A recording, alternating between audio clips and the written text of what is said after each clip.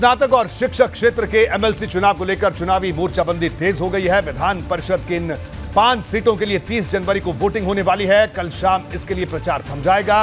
इससे पहले भाजपा ने अपने तमाम दिग्गजों को मैदान में उतार दिया है। केशव प्रसाद मौर्य से लेकर स्वतंत्र देव सिंह और प्रदेश अध्यक्ष भूपेंद्र चौधरी अलग अलग जिले में प्रचार को धार देते नजर आए। चुनावी मुहिम को देखकर ऐसा लग रहा है कि यह चुनाव भी कहीं से दूसरे चुनाव से अलग नहीं है। भाजपा का दावा है कि वो सभी 5 सीटों पर क्लीन स्वीप करेगी, तो सपा के माने तो उसकी साइकिल रेस में सबसे आगे रहेगी।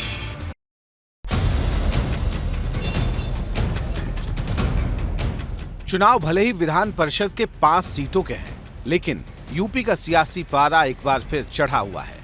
30 जनवरी को स्नातक और शिक्षक खंड की 5 सीटों के लिए वोटिंग होने वाली है, यानी चुनाव प्रचार के लिए वक्त काफी कम है और भाजपा इस बचे हुए कुछ घंटे में पूरी ताकत झोंक देना चाहती है। बीजेपी की कोशिश ये है कि 2024 के लोकसभा चुनाव से पहले इन 5 सीटों को जीता जाए। जब प्रदेश कार्य समिति की बैठक हुई तो उसमें भी ये 5 सीटें बीजेपी के एजेंडे में सबसे ऊपर थीं। क्यों? क्योंकि 2024 के लोकसभा चुनाव से पहले इन 5 सीटों को जीतकर बीजेपी एक तो विपक्षियों पर दबाव बनाना चाहती है और साथ ही साथ ये मैसेज देना चाहती है कि प्रबुद्ध वर्ग में आज भी बीजेपी जो है वो सबसे पहली पसंद बनी हुई है। डिप्टी सीएम केशव प्रसाद मौर्य जालौन के उरई पहुंचे। झांसी इलाहाबाद शिक्षक खंड की सीट को लेकर शिक्षकों के साथ बैठक की। भाजपा प्रत्याशी बाबूलाल तिवारी के पक्ष में प्रचार किया और समाजवादी पार्टी को डूबता हुआ जहाज बता डाला।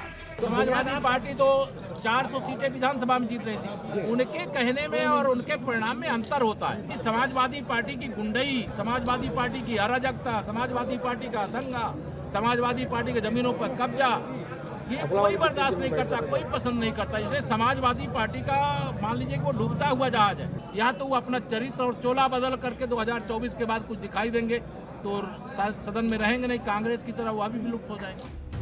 यानी तैयारी भले एमएलसी चुनाव की हो रही हो, लेकिन जमीन लोकसभा चुनाव की तैयार की जा रही। वैसे भी भाजपा की प्रदेश कार्य समिति की बैठक हुई थी, तब भी यही तय हुआ कि लोकसभा चुनाव से पहले स्थानीय निकाय और एमएलसी की 5 सीटों को किसी भी हाल में जीता जाए, क्योंकि अगर यहां भाजपा क्लीन स्वीप करती है तो लोकसभा चुनाव में क्लीन स्वीप करने के लक्ष्य को मजबूती मिलेगी। केशव ने कहा कि अखिलेश घबराहट में केशव चालीसा और मोदी चालीसा जप रहे हैं। समय बीजेपी में आना चाहते हैं, हम लोग ले नहीं रहे क्योंकि हमारे यहाँ जरूरत नहीं है, वैकेंसी नहीं है। इसलिए श्री अखिलेश यादव जी सत्ता के बिना बेचैन भारत बने हुए हैं, बेचैनी में हैं। उनके गुंडे, उनके अपराधियों, उनके माफियाओं के खिलाफ क्योंकि कानून व्यवस्था दुरुस्त रहे, इसके लिए कार्रवाई हो रही है। उस कार्रवाई से वो घबराए रहते हैं और दिन भर केशव चालीसा, भाजपा चालीसा, योगी चालीसा, मोदी चालीसा पढ़ते हैं। ये चुनाव स्नातक और शिक्षक एमएलसी सीटों पर है। ऐसे में इस चुनाव में मैनेजमेंट की भूमिका अहम हो जाती है। वैसे तो सपा की नजर भी 5 सीटों पर है और पार्टी की तरफ से 5 सीटें जीतने का दावा भी हो रहा, लेकिन आंकड़े बताते हैं कि अगर सपा 1 सीट भी जीतने में कामयाब रही तो उसके हाथ विधान परिषद में नेता विपक्ष की कुर्सी जरूर लग जाएगी। नहीं, देखिए, भारतीय जनता पार्टी जो भी प्रशासन का दुरुपयोग हो सकता है उसका वो कर रही है।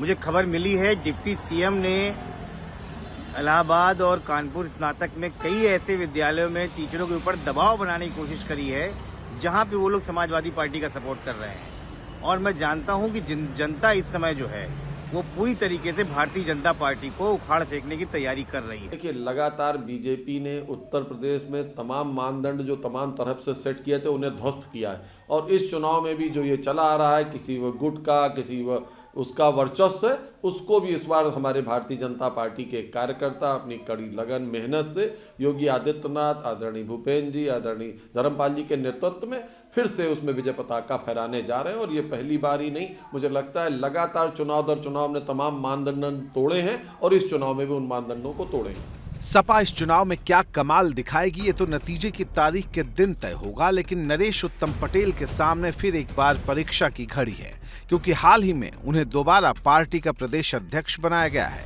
शिक्षकों की समस्याएं लगातार बढ़ती जा रही हैं। वित्त विहीन शिक्षकों को मानदेन देने का वादा किया था भारतीय जनता पार्टी सरकार ने, लेकिन 6 वर्ष बीत जाने के बाद भारतीय जनता पार्टी सरकार ने अभी तक वित्त विहीन शिक्षकों को 1 पैसा भी मानदेय देना शुरू नहीं किया है।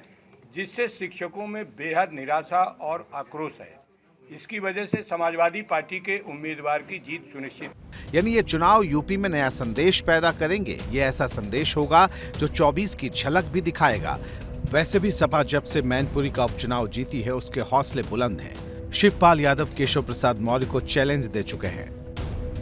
देखिए, बड़ बोले हैं, आए थे हमारे जसवंत नगर में, अभी आए थे मैनपुरी के लोकसभा के चुनाव में, ताखा में आए थे और हमारे क्षेत्र की जनता ने उनको सबक सिखा दिया है और आगे भी हम उन्हें बताएंगे कैसे चुनाव लड़ा जाता है।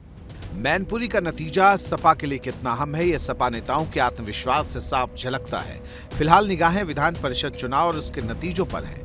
Bureau report, ABP Ganga.